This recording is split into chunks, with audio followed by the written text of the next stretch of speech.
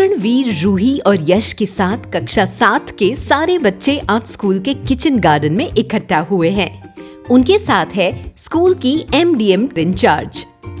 Good morning बच्चों, हमारे school के किचन गार्डन में आप सबका स्वागत है। इस साल आप लोग इको क्लब के सदस्य हो और मुझे बहुत खुशी हो रही है कि आप लोगों ने हमारे स्कूल के किचन गार्डन की देखरेख की जिम्मेदारी उठाई है।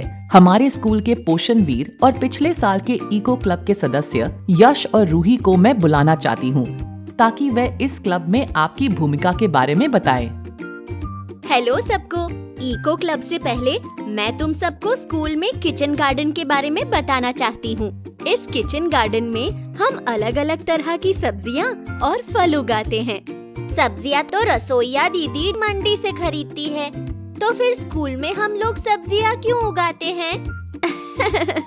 बात तो तुम्हारी ठीक है, लेकिन सरकार ने स्कूलों में किचन गार्डन बनाने का दिशा निर्देश दिया ताकि हमारे स्कूलों में बनने वाले दोपहर के खाने यानी मिड डे मील में ताजी पौष्टिक सब्जियां और फल शामिल की जाएं, जो स्कूल के टीचरों और बच्चों ने मिलकर उगाई हो। इससे स्कूल में बनने वाले खाने की पौष्टिकता और बढ़ जाती है।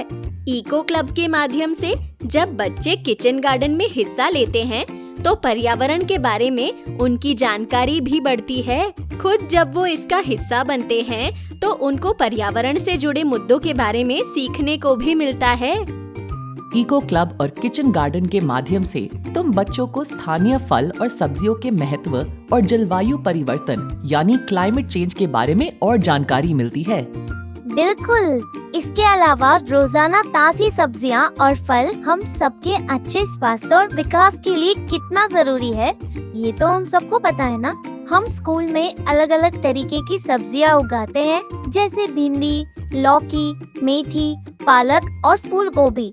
और पता है इन सब्जियों में क्या क्या पोषक तत्व होते हैं और इनके क्या क्या फायदे होते हैं? बताओ हमारे पोषण वीर। इन सब्जियों में आयरन, कैल्शियम, फोलेट, फाइबर और विटामिन के, सी और ए जैसे पोषक तत्व मिलते हैं। इन पोषक तत्वों से हमारी आँखों की रोशनी अच्छी होती है, शरीर में खून की कमी नहीं होती है, खाना अच्छे से पचता है, हड्डियाँ और दांत मजबूत होते हैं और इनके अलावा भी बहुत फायदे होते हैं। हम जल्दी बीमार नहीं पड़ते बल्कि हेल्दी और स्ट्रॉन्ग बनते हैं। अगर बीमार नहीं पड़ेंगे तब तो रोज स्कूल आना पड़ेगा। तो रसोइया दीदी जो रोज मंडी से सुबह सब्जी लाती है वो अब नहीं लाएंगी? नहीं, जो सब्जियां मंडी से आती है वो तो आएंगी ही। किचन गार्डन में जो हम सब्जी उगाएंगे वो अलग से दोपहर के खाने में डाला जाता है ताकि खाना और पौष्टिक बने। अब मैं इको क्लब के बारे में बता दूं। इको क्लब में रहकर टीचरों की देखरेख में तुम लोगों को सब्जियों और फल के बीजों को मिट्टी में रोपना है। समय समय पर इस किचन गार्डन की सिंचाई और देखभाल करनी है। ये देखना है कि जानवर इन्हें नुकसान नहीं पहुंचा रहे हैं और सबसे जरूरी, किचन गार्डन में जो सब्जियां उगती है उनके पोषक तत्वों के फायदों के बारे में घर में सबको बताना है।